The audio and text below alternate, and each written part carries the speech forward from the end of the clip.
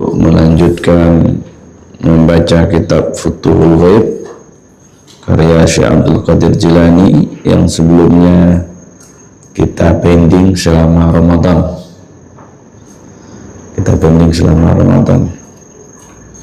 Alhamdulillah ini kembali lagi kita melanjutkannya. Semoga Allah izinkan kita membaca kitab ini sampai tamat. Amin. Kemudian salawat dan salam kepada Sayyidina Nabi sallallahu alaihi wasallam. Allahumma shalli ala Sayyidina Muhammad wa ala alihi wa ashabihi ajma'in. Bapak Ibu yang dirahmati oleh Allah Subhanahu wa taala, alhamdulillah kita telah selesai melakukan ibadah puasa Ramadan. Puasa Ramadan yang dilakukan ada buahnya, ada hasilnya, dapat titel takwa atau dapat akwa. Kalau kita perhatikan di ayat itu la'allakum tattaqun, agar kamu menjadi orang yang bertakwa. Kalau orang bertakwa gimana? Gimana orang yang bertakwa? Orang yang bertakwa itu spiritnya selalu melakukan amar Allah dan menaati larangannya Allah. Spirit orang yang bertakwa itu meninggalkan hal yang tidak penting, meninggalkan hal yang tidak penting, yang sia-sia itu nggak usah dikerjakan. Kalau orang bertakwa itu dia fokus aja taat kepada Allah Subhanahu wa taala.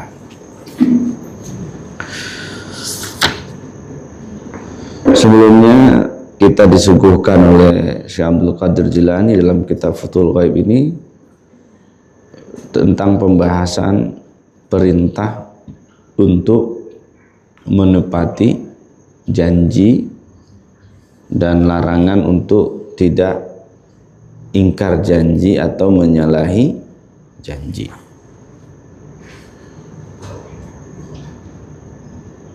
Jadi kemarin itu menarik. Kalau imannya lemah, keyakinannya lemah, tidak usah bikin-bikin janji, kira-kira begitu ya.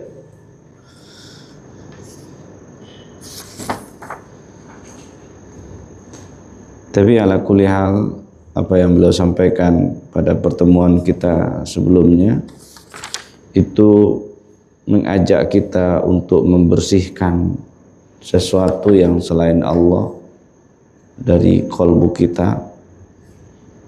Itu yang paling penting itu. Kalau sudah bersih sesuatu yang selain Allah dari diri kita, maka mitsak, perjanjian, al-ahdu atau al-wa'du dengan Allah itu pasti terlaksana, itu pasti terjaga. Maka lagi-lagi yang ngajak kita untuk membersihkan sesuatu yang selain Allah dari diri kita, sehingga harapan kita apa? Allah berikan kepada kita yang membersihkan diri itu keridhoannya. Allah, kalau Allah ridho, kan yang kita cari apa? Ridho Allah. Kemarin kita sudah singgung juga, ridho itu juga ada balasan ridho. Radhiyallahu anhum wa radu an. Artinya ada feedback dari ridho itu, saling ridho. Ternyata ridho itu tidak satu arah, tapi saling ridho.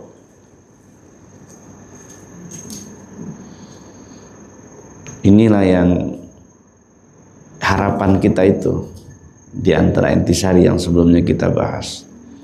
Nah, supaya kita bisa mencapai ranah keridhaan itu, Allah ridho, kita ridho, kemudian ketakwaan kita itu selalu menghantarkan kita kepadanya, maka pada kesempatan ini kita disuguhkan oleh Syekh Abdul Qadir Jilani dengan kalamnya Sayyidi Rasulullah sallallahu alaihi wasallam, da ma yaribuka ila ma la yaribuka.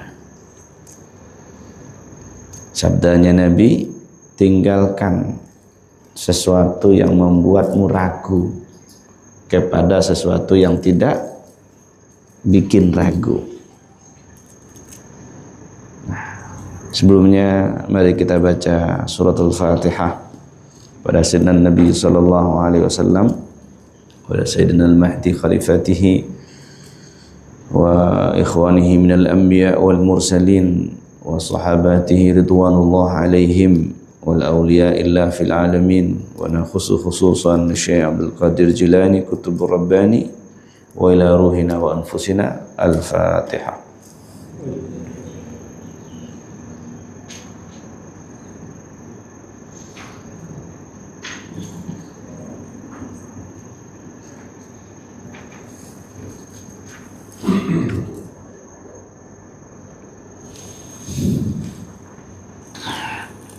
Bismillahirrahmanirrahim.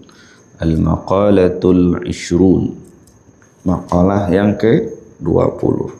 Fi qaulihi sallallahu alaihi wasallam, da ma yaribuka ila ma la yaribuka.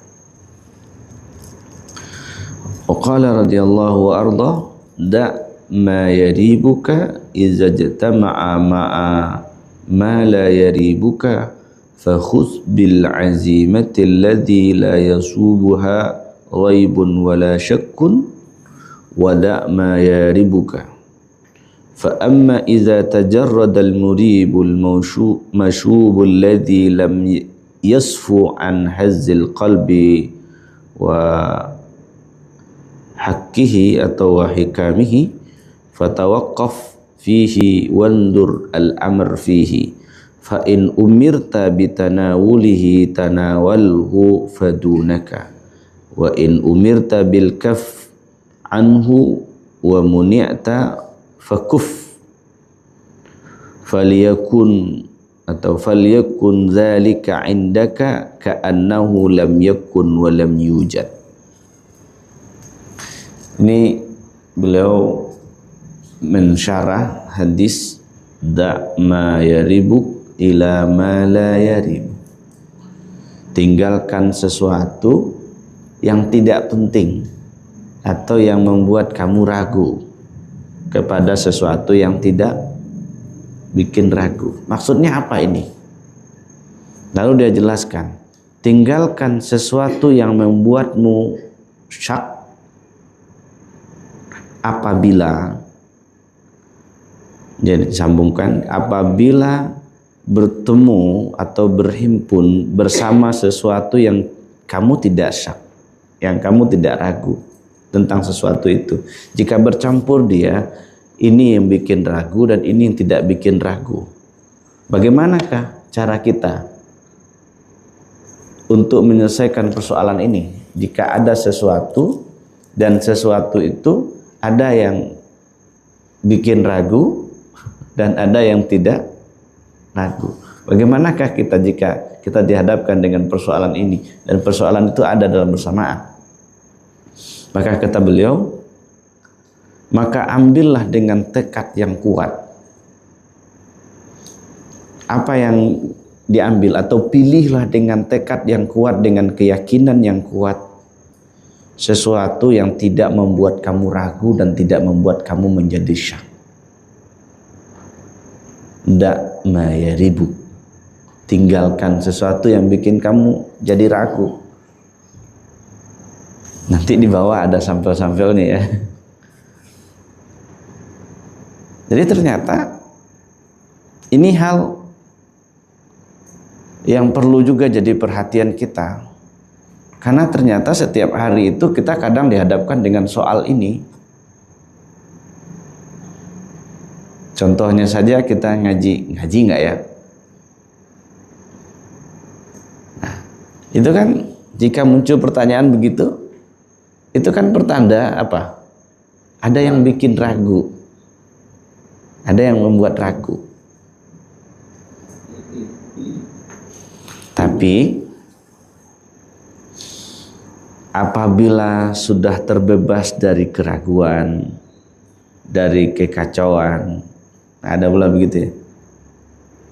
Kan kita sudah pilih sesuatu yang tidak membuat ragu, yang tidak bikin was-was, yang tidak bikin pertanyaan, diambil, dipilih. Jika telah selesai, tentu keraguan hilang, kerancuan hilang, apalagi kekacauan hilang. Kan orang kalau dihadapkan dengan hal yang bikin bingung itu kan kacau pikirannya. Mana sih yang mau diambil ini? Kalau terjemahan bahasa Minangnya dipantak ragu. Itu bahasa Minangnya dipantak ragu. Kalau bahasa kita Indonesianya ya selalu dalam kebingungan. Bingung dia. Mau lakukan ini semuanya ragu. Jadi sehingga nggak ada sesuatu pun yang bisa dikerjain. Semuanya hanya bab niat saja. Ragu. Kerja ini ragu. Kerja ini ragu. Akhirnya apa? Nggak jadi. Nggak jadi. Nah itulah istilah yang kita sebut tadi itu dalam bahasa Minang dipantak ragu. Ragu aja dia. Bingung. Lalu kalau begitu setelah diambil keputusan, tenang dulu sejenak. Diam. Setelah diam, wanzur al-amr fihi. Perhatikan perintah apa yang ada dalamnya. Itu maksudnya apa itu? Maksudnya adalah istafti qalbak. Apa? Istafti qalbak. Minta fatwa ke kolbumu. Artinya apa? Ajak ngobrol tuh kolbu, tapi diam dulu. Syaratnya apa? Fatawaqqaf. Tenang, diam. Jadi cara ngajak kolbu itu ngobrol, diem, tenang, tenang. Setelah itu dengarkan apa kalamnya. Di sini apa katanya? Wanzur al-amr fihi. Tunggu perintah. Perintah dari siapa? Dari kolbu. Perintah dari kolbu. Ini yang disebut dengan muhaddasah. Kalau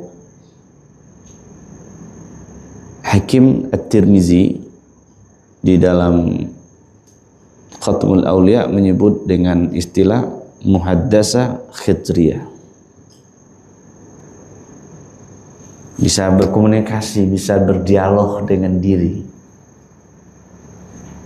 Nah, ternyata syarat berdialog dengan diri itu mesti diem, tawakuf gitu ya, diem, tenang, tenang. Setelah tenang, tunggu tuh. Jadi kalau ada juga istilah lain disebut dengan bermuallimi dengan diri, ajak ngobrol. Atau dalam bahasa yang sering dikatakan orang, tanya hati kecilmu. Kan sering itu kan bahasa itu. Tanya kolbumu. Hati kecilmu bilang apa? Kan begitu ya. Hati kecilmu bilang apa? Nah itu jadi perhatian itu. Lalu fa in umirta bitanawulihi tanawalhu fadunaka. Setelah dengar, menunggu, tenang, tunggu. Apabila muncul perintah untuk mengambilnya, maka lakukan. Ini dihadapkan dengan satu persoalan, dengan satu pilihan, ini diambil atau tidak? Diambil atau tidak? Tenang dulu. Disisihkan dulu mana yang bikin ragu, mana yang tidak bikin ragu. Setelah itu tenang. Lalu muncul perintah. Ambil, laksanakan. Jika perintahnya stop, diam, larangan, maka jangan lakukan. Tidak usahlah, gitu ya. Jangan lakukan. Itu perintahnya. Tapi harus hati-hati. Perintahnya mesti dari dalam, bukan dari sini. Beda ya. Kalau di sini akliyahnya main. Tapi ini dari dalam. Dengar apa bunyinya itu dari dalam ini, bukan dari sini. Itu sangat berbeda loh. Kalau bunyi dari sini dari dalam, beda. Nah, itu yang didengarkan. Kalau perintahnya jangan lakukan, jangan ambil, atau perintahnya adalah melarang, maka hendaklah terhadap hal yang demikian mesti dipahami oleh kita gimana? Ka'annahu lam yakun wa lam yujad. Ini sikap kita. Kalau hati itu mengatakan tidak setelah perenungan, setelah tenang dan menunggu amarnya, lalu dia berikan fatwa tidak katanya, maka sikap kita gimana? Anggaplah hal yang demikian itu yang telah dilarang itu di sisimu ka'annahu lam yakun wa lam yujad. Seolah-olah itu tidak pernah ada dan kamu tidak pernah ketemu dengan hal itu. Apa saja. Habis, selesai. Selesai itu. Ini kalau dicontohkan kepada bab perjodohan ini, nyambung juga. Salat istikharah dulu. Setelah istikharah tenang, diam. Lalu nanti ada isyaratnya. Kalau isyaratnya terima, lanjut. Kalau isyaratnya tidak terima, mulai saat itu lupakan. Anggap sesuatu itu tidak pernah terjadi dan kita tidak pernah bertemu. Gimana, berat? Tapi setiap hari bertemu. Setiap hari bertemu, tapi amarnya jangan lakukan. Anggap tidak pernah ketemu, anggap kejadiannya tidak pernah ada. Gitu. Itu kalau kita ambil sampel dengan bab itu. Semuanya bisa diajak kemana-mana sampelnya. Karena babnya adalah meninggalkan yang sesuatu yang bikin kamu ragu.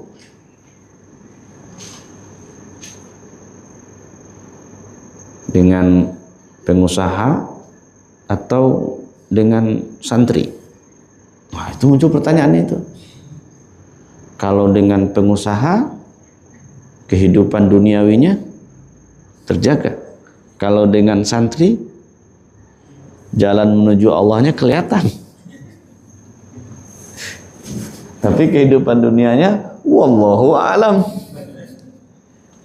Itu kalau dibawa contohnya ke situ. Nah, kalau itu yang terjadi, sudah terjadi, termasuk soal rezeki juga. Lalu berikutnya apa? Irja ila ilal bab wabtaghi indaka inda rabbika rizq. Kembalilah kepada pintu Rabbmu. Kembali kepada Allah. Lalu wabtaghi indaka inda rabbika rizq. Lalu carilah, mintalah kepada Rabbmu itu rezekimu. Karena semua pemberian itu rezeki. Kalau tadi babnya adalah bab perjodohan, selesai urusan, tutup buku, lari ke Allah, minta ke Allah. Mintanya jangan dia lagi. Iya kan? Yang lain mintanya. Minta ke Allah. Rezeki mana yang Allah berikan? Kalau di bab kerja, lapor lagi kepada Allah. Ya Rabb, Antar Razzaq. Engkau yang maha pemberi rezeki. Biar Allah yang menunjukkan jalannya. Nah, ini berikutnya ini. Wa in da'ufta 'anis sabri awil muwafaqati awil ridha awil fana fa huwa 'azza wa jalla la yahtaju ayyudhkara falaysa bighafilin anka. Ini catatannya, kalau kamu tidak sanggup untuk bersabar, tidak sanggup untuk pasrah, tidak sanggup untuk ridha, tidak sanggup untuk fana, ingat Allah Azza wa Jalla itu tidak butuh zikirmu, tidak butuh ingatanmu. Allah nggak butuh sama ente, kira-kira begitu. Gak sanggup disuruh zikir kebanyakan, minta rukhsah, ya kan? Setelah rukhsah ada lagi rukhsahnya, ya udah nggak usah zikir sekalian. Allah juga nggak butuh pada zikir ente, kira-kira begitu ya. Allah nggak butuh, tapi ingat, walaupun Allah tidak butuh dengan ingatan kamu, dengan sembahan kamu, dengan pengabdian kamu, tapi Allah tidak pernah lupa terhadapmu. Nggak pernah Allah lupa kepada kita. Kita aja yang sering lupakan Dia. Coba, selama hidup kita ini, yang paling senior siapa di sini? Yang paling senior. Pernahkah Allah lupa semenjak kita mulai hidup? Pernah, Bu? Ada Allah lupa sama Ibu? Kalau Allah lupa sama Ibu, kelar urusan. Kelar urusan. Gak pernah Allah lupa. Wala an ghairika. Termasuk kepada selainmu, Allah tidak lupa. Allah tidak abai. Wa huwa azza wa jalla yut'imul kuffar wal munafikin wal mudbirin anhu. Allah itulah yang memberi makan orang kafir, orang munafik, lalu orang-orang yang berpaling darinya. Fa kaifa yansaka ayyuhal mu'min al muwahhid al muqbilu ala ta'atihi wal qa'im bi amrihi fi ana'il laili wa atrafin nahar. Lalu bagaimana Allah akan melupakanmu, wahai orang-orang yang beriman, orang-orang yang mentauhidkan Allah? Tidak mungkin Allah lupa kepada orang-orang mukmin. Orang yang non mukmin juga saja diperhatiin oleh Allah, enggak dilupakan oleh Allah. Apalagi orang mukmin yang muwahhid, yang senantiasa taat, yang teguh dalam perintah Allah, siang dan malam dia berada dalam amar Allah. Apakah Allah akan melupakannya? Tidak. Allah tak lupa. Allah nggak lupa. Dan Allah juga nggak butuh. Nggak butuh kita.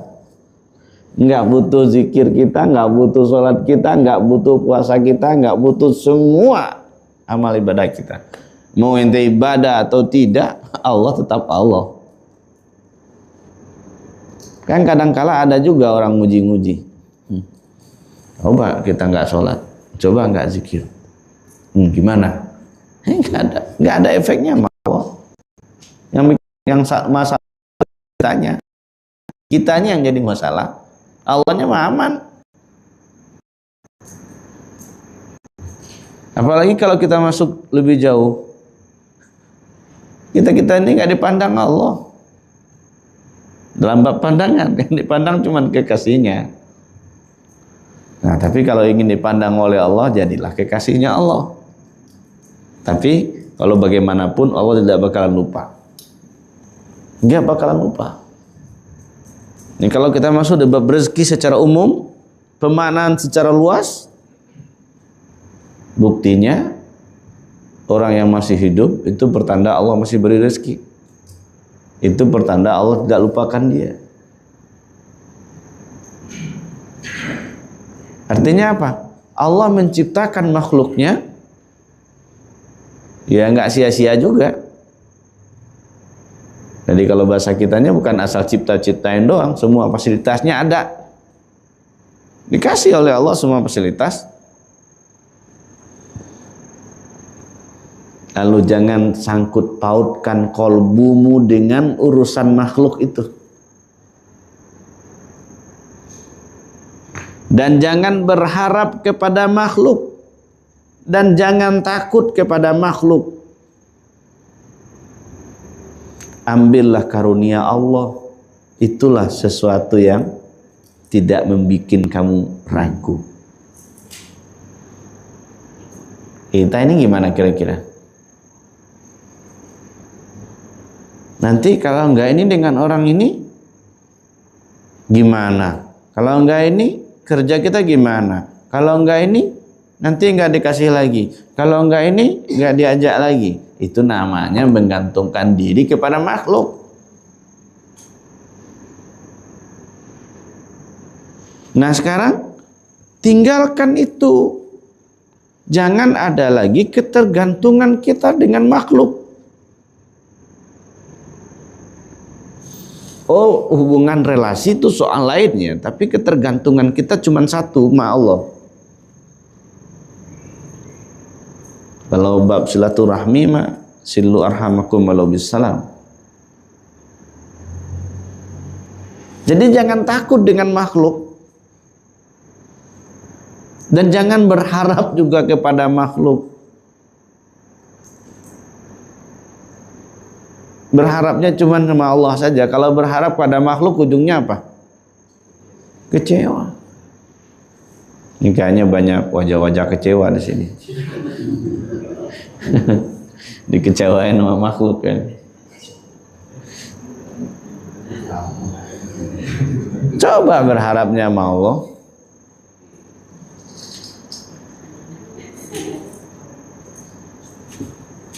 Jadi jangan terlalu berharap kepada makhluk. Makhluk-makhluk itu hanya wasilah-wasilah Allah kepada kita. Kalau rezeki misalnya ada wasilah ketersangkutan semua, ya lewat itulah cara Allah ngasihnya. Makanya konsep orang ngasih itu dalam bab ini Allah ajarkan. Innama nut'imukum liwajhillahi la nuridu minkum jazaa'a wala syukura. Ini konsep orang yang memberi.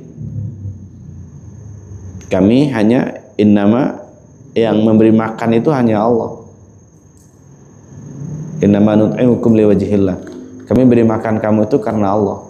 Kalau karena Allah gimana? La nuridu minkum jazaa'a wala syukura. Kami enggak perlu ucapan terima kasih darimu dan tak perlu ada balasan. Itu konsepnya. Dan kita harus pahami, lewat tangan kita misalnya rezeki orang itu ada. Ini konsep bagi yang memberi. Konsep yang menerima jangan bilang, ah ini kan lewat ente rezeki aneh ada. Enggak begitu. Kalau yang menerima kewajibannya apa? Bersyukur. Kewajibannya bersyukur. Jangan mentang-mentang ketika diberi dia nggak mau bersyukur. Enggak. Kan katanya nggak butuh terima kasih. Kan katanya nggak butuh balasan. Itu kan konsep orang yang memberi. Kalau yang menerima, dia wajib bersyukur. Jangan konsepnya wajib bersyukur, lalu konsepnya jika bersyukur lalu nambah-nambah gitu ya. Itu yang harus dipahami itu. Jadi jangan ada ketergantungan. Apalagi kolbu yang digantungkan kepada makhluk. Wah, kacau itu. Gimana tuh kira-kira? Ini Bapak Ibu di sini menggantungkan kolbunya sama makhluk enggak? Sama kekasihnya? Kekasihnya masuk kolbu enggak? Hah? Ini jebakan Batman lah.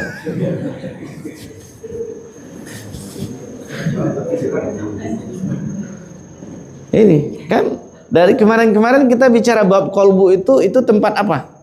Mahalnya lafzul jalalah. Tidak ada yang lain di dalam itu.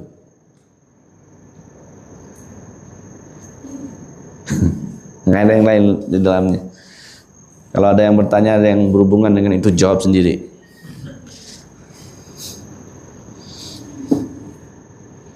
Jadi ini yang harus kita pahami, jangan ada ketergantungan.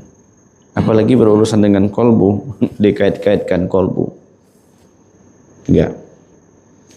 Yang harus dilakukan apa? Carilah karunia Allah.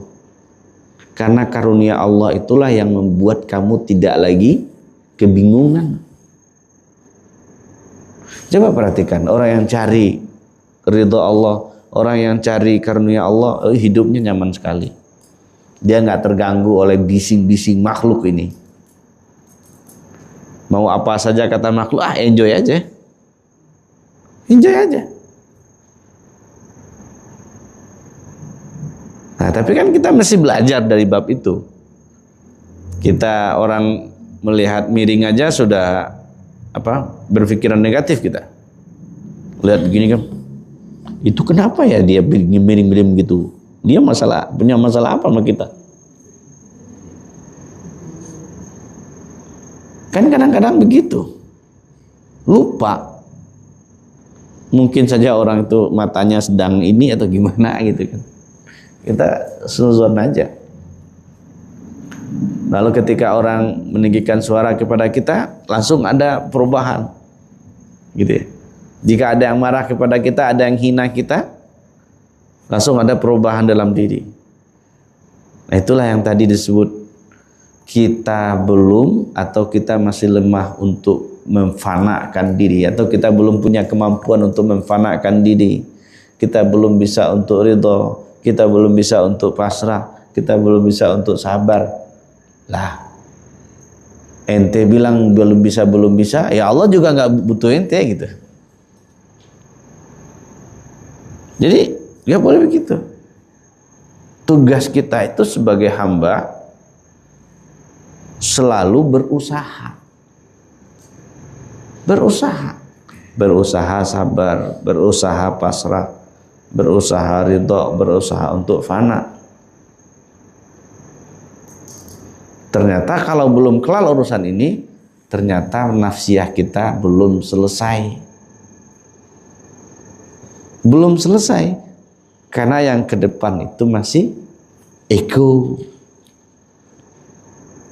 Kalau sudah fana, hilangkah egonya? Hilang. Kalau sabar, orangnya gimana? Kalau sabar, kalbunya selalu berisi Allah, Allah, Allah, Allah. Karena innallaha ma'as-sabirin.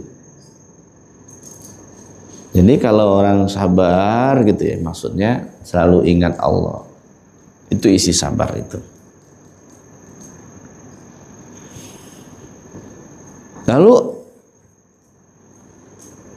وَلْيَكُنْ لَكَ مَسْئُولٌ وَاحِدٌ وَمُعْتٍ وَاحِدٌ وَمَرْجُوٌ وَاحِدٌ وَمُخَوِّفٌ وَاحِدٌ وَمَوْجُودٌ وَاحِدٌ وَحِمَّةٌ وَاحِدٌ وَهُوَ رَبُّكَ عَزَّ وَجَلَّ الَّذِي نُوَاسِي الْمُلُوكِ بِيَدِهِ وَقُلُوبُ الْخَلْقِ بِيَدِهِ الَّتِي هِيَ أُمَرَاءُ الْأَجْسَادِ.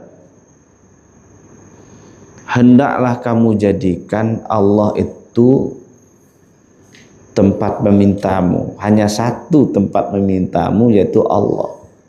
Gak boleh yang lain. Mas'ulnya satu, Allah. Pemberinya cuman satu, Allah. Harapannya cuman satu, Allah. Yang ditakutinnya cuman satu, Allah. Yang ada, yang maujud cuman satu, Allah. Yang tujuannya cuman satu, Allah. Cuman itu aja, nggak ada yang lain. Nggak ada yang lain tujuan, Allah. Karena Allah lah, karena Dia atau wa huwa rabbuka azza wa jalla. Yang satu itu Tempat minta satu, yang memberi satu, harapan satu, yang ditakuti satu, yang ada satu, tujuan satu. Itulah Tuhanmu. Itulah Rabbmu. Allah Azza wa Jalla. Cuman satu. Jadi jangan minta lagi ke yang lain. Jangan minta lagi ke yang lain. Kan Allah itu yang memegang kuasa terhadapmu. Allah yang mengendalikan kolbumu. Kan Allah semua. Allah yang membolak-balikan muqallibal qulub. Yang kolbu itu disebut dengan umaraul ajsad. Pimpinan jasadiah ini kolbu. Maka jasadiah ini tergantung kolbu, perintah kolbu. Makanya hati-hati itu, kalau kolbunya kotor ya perintahnya macam-macam dia. Makanya kolbu mesti dijaga, karena sentral perintahnya berada di kolbu. Dan pandangan Allah juga jatuh kepada kolbu, tidak kepada yang lain. Wa amwalu khalqi lahu azza wa jalla. Seluruh harta benda makhluk ini itu milik Allah. Terus yang ada sama kita-kita ini apa namanya? Wa hum wukala'uhu wa umana'uhu. Kita-kita ini yang ada harta sama kita itu diwakilin aja sama kita, amanah aja yang diberikan oleh Allah kepada kita. Itu yang uluran tangan. Diulurkan tangan diberikan kepadamu itu atas izin Allah. Ada yang ngasih kepada kita atau kita yang ngasih kepada orang lain, itu apa? Biiznillah azza wa jalla. Itu atas izin Allah. Coba kalau Allah nggak izin, nggak bakalan bisa kita ngasih orang, atau nggak bakalan kita menerima apa yang diberi oleh orang kalau Allah nggak izin. Allah yang gerakkan semuanya. Dan Allah juga yang menggerakkan, yang menahan kalau orang nggak mau beri kepada kita. Allah juga. Jangan salahin orangnya, ya, ente pelit. Enggak. Kita kembali ke belakang itu. Allah juga yang gerakin dia. Allah. Allah, semuanya Allah. Enggak ada yang tidak luput dari pandangan Allah. Oleh karena itu, was'alullaha min fadlihi.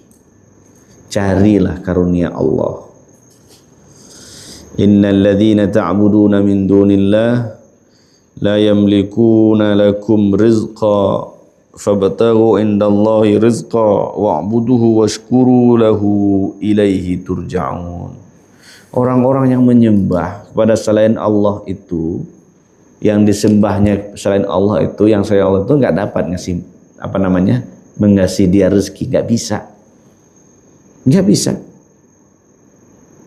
Sembahan selain Allah itu tidak bisa mengasih rezeki. Tapi kalau Allah bisa. Oleh karenanya maka carilah rezeki itu di sisi Allah. Sembahlah Allah dan bersyukurlah kepadanya. Karena kepadanya nanti kembali.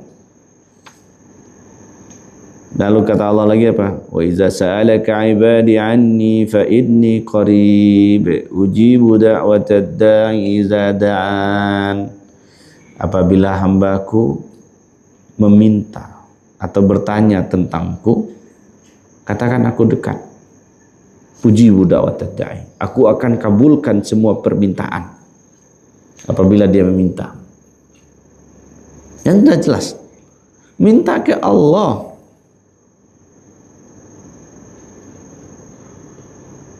Minta ke Allah. Nanti cara Allah mengasihinya itu jangan dipikirkan, yang penting minta aja sama Allah. Mau minta apa saja, rezeki. Kalau tadi ada bab jodoh misalnya, minta aja sama Allah jodoh. Nanti mungkin Allah kasih misalnya dari mana. Lalu minta kerja sama Allah. Nanti mungkin ada aja. Tapi ketika diminta sama Allah, ya Allah kerja ya Allah, jangan disejadah aja terus. bangun relasi, ya kan? Masukkan lamaran. Nanti di mana diterima, itu pertanda Allah jawab. Itulah indikatornya. Sejadah aja terus kan, kerja, itu dulu sejadah ya nggak bakalan tiba dia. Gitu. Sama juga sama mahasiswa itu. Doanya sama Allah apa? Kelar skripsi, tapi nggak dikerjain, nggak jadi. Ya Allah, kelarkanlah nulis disertasi, seminar aja belum, nggak bisa, harus dikerjain. Jadi harus dibarengin itu. Usahanya harus ada. Ud'uuni astajib lakum. Mintalah kamu kepadaku, aku akan kabulkan, kata Allah. Kenapa? Innallaha huwar razzaqu dzul quwwatil matin. Wallah ar-razzaq. Allah yang Maha Pemberi. Lalu terakhir apa? Innallaha yarzuqu man yasha'u bighairi hisab. Allah lah yang beri rezeki siapa saja yang dikehendakinya tanpa hisab. Semuanya Allah yang beri. Maka apa yang perlu dicemaskan? Kalau semuanya kita pulangkan kepada Allah, apa yang perlu ditakutkan? Apa yang perlu dikhawatirkan? Lalu apalagi yang membuatmu ragu? Apalagi yang membuat ragu? Nah, masalahnya itu dia ragu sama Tuhannya. Tuhannya ada apa kagak gitu ya. Di situ babnya. Nah, oleh karena itu, itulah pentingnya kita belajar ilmu tauhid. Nah, ini hal yang penting jadi perhatian kita. Satu. Nah, masih ada waktu ya. Ini ada bab pendek ini. Ini pertemuan Syekh Qadir dengan iblis. Jadi judulnya fi mukalamati iblis alaihi la'natullah. Ini pasal yang ke-21 ini dialog Syekh Abdul Qadir Jilani dengan iblis. Itu temanya. Apa kata beliau? Ternyata bisa juga komunikasi ya sama iblis ya. Bisa, ini bukti contohnya nih. Apa kata beliau? Ra'aitu iblis al-la'ina fil manami wa ana fi jami'i kathirin fahammamtu biqatlihi faqala li la'natullah lima taqtulani wa ma dhanbi in jara al-qadara bisyarrin fala aqdiru an ughayyiruhu ila ghairihi wa anqulahu ilayhi wa in jara bil khairi fala aqdiru an ughayyiruhu ila syarrin wa anqulahu ilayhi fa ayu syai'in biyadi wa kanat suratuhu ala suratil khonasaya. Ini banci ini. Layyinul kalam musawwahul wajhi taqatu sya'ri fi dhaqnihi wa hakiru surati wa damimul khilqah summa tabassama fi wajhi tabassuma khajalin wa wajalin wa dhalika fi lailatul ahad 12 Dzulhijjah min sanati 16 wa 500 wallahu al-hadi li kulli khair. Ini dia mimpi. Syekh Qadir mimpi bertemu iblis. Apa? Dia bertemu iblis laknatullah di dalam mimpinya. Dan Syekh Qadir, beliau berada dalam kerumunan orang dan dia punya keinginan untuk membunuh itu iblis.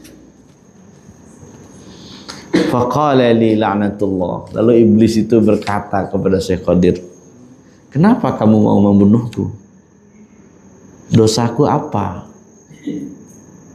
Salahku apa? Kayak itu dialognya. Apa salahku? Apa dosaku? Bukankah semua ini jalan takdir Allah? Jika takdir Allah buruk, buruk atau jahat, tak seorang pun mampu untuk merubahnya menjadi baik. Aku tak mampu merubahnya jadi baik. Dan aku juga tidak bisa mindahinnya. Tapi jika takdir Allah baik, tak seorang pun juga yang mampu untuk merubahnya kepada yang buruk. Saya nggak mampu juga merubah yang baik kepada yang buruk. Gitu kan? Fa'yusya'in biyadi. Lalu apa yang ada di sisiku? Saya nggak bisa ngapa-ngapain. Kira-kira tanggapan kita gimana? Kalau ketemu iblis, dia ngomong gitu sama kita.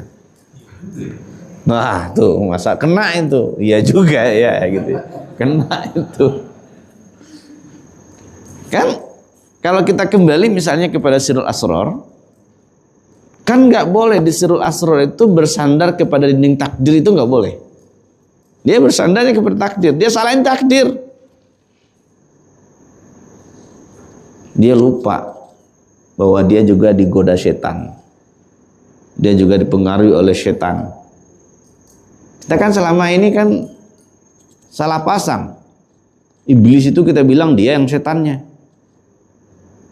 Iblis itu kan minal jin. Dia juga digoda setan. Kita ini kan digoda setan juga.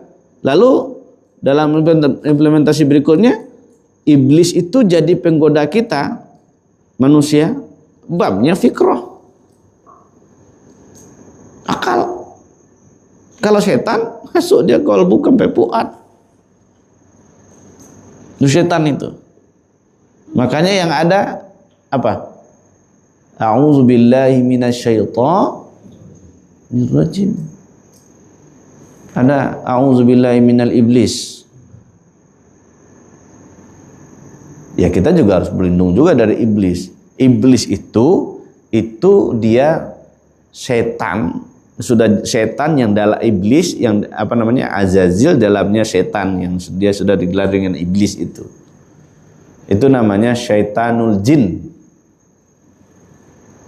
Kalau manusia ya syaitanun ins. Makanya sering-seringlah baca surat An-Nas.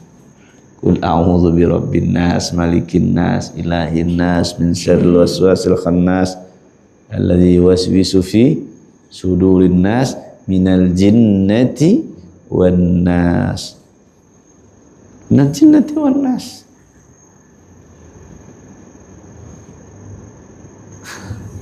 Dia hanya gambarkan itu. Lalu kata Syekh Qadir, bentuk iblis itu yang beliau lihat itu bentuknya banci. Banci. Banci itu apa itu? Sudah bahasa Indonesia kan banci? Dia laki-laki tapi gitu. Itu gayanya. Banci. Kalamnya lembut sekali. Itu gayanya. Kalamnya lembut. Ya, bentuk wajahnya buruk. Tapi kalamnya lembut sekali, jenggotnya panjang, ya kan? Itu yang dilihat, jenggotnya panjang, bentuknya nggak jelas gitu ya, bentuknya nggak jelas. Lalu setelah dia jawab itu dia lalu tersenyum, gitu kan? Fatabassama fi wajhi, lalu dia senyum, senyumnya itu apa namanya? Senyum memalukan. Itu bahasa senyumnya, senyum memalukan. Kata beliau itu terjadi pada malam Ahad.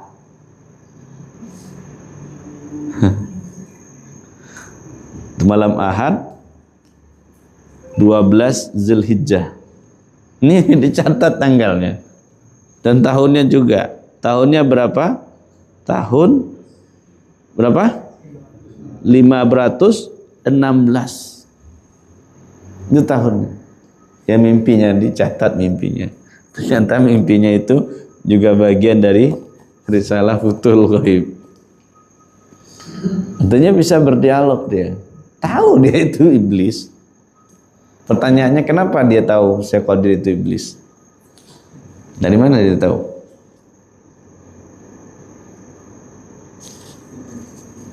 Karena dialognya itu sudah beda. Kalau ruhnya aktif, dia tahu bedakan mana iblis mana tidak iblis. Sama juga dengan orang bermimpi, misalnya bertemu sang baginda, itu spontanitas langsung kalam baginda. Tahu dia. Jadi kalau udah karang-karang itu enggak tuh. Nggak otomatis, automatically spontan, bukan spontan gitu kan. Jadi begitu.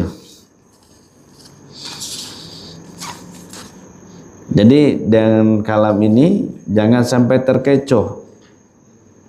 Ya, jangan sampai terkecoh dengan kalam beginian. Itu kan gaya dia, terus gimana? Gitu. Karena dia menyalahin takdir. Ini kan takdir Allah, maka oleh karena itu jangan kita sering-sering ini kan Allah sudah takdirkan begini. Enggak boleh. Enggak boleh bersandar kepada dinding takdir itu. Jika sesuatu itu baik, katakan itu dari Allah. Jika sesuatu itu jelek, bilang itu saya. Gitu. Nisbahkan kepada diri. Oke, Bapak Ibu yang dirahmati oleh Allah. Kalau kita pindah lagi ke bab berikutnya, tambah 1 jam lagi. Agaknya kita cukupkan sampai di situ. Semoga ada manfaatnya untuk kita. Yang pertama, tinggalkanlah sesuatu yang bikin ragu. Ternyata yang bikin ragu itu makhluk. Tinggalkan makhluk itu. Berjalanlah menuju hadratnya, dan harapan kita ditunjuki oleh Allah. Kita diberi oleh Allah karunia, Allah beri petunjuk, Allah beri hidayah, Allah beri juga anugerah untuk bisa bercakap-cakap dengan kolbu, dengan diri. Allah beri juga bisa berkoneksi dengannya. Amin ya rabbal alamin. Wa sallallahu ala sayyidina Muhammad. Assalamualaikum warahmatullahi wabarakatuh. Allah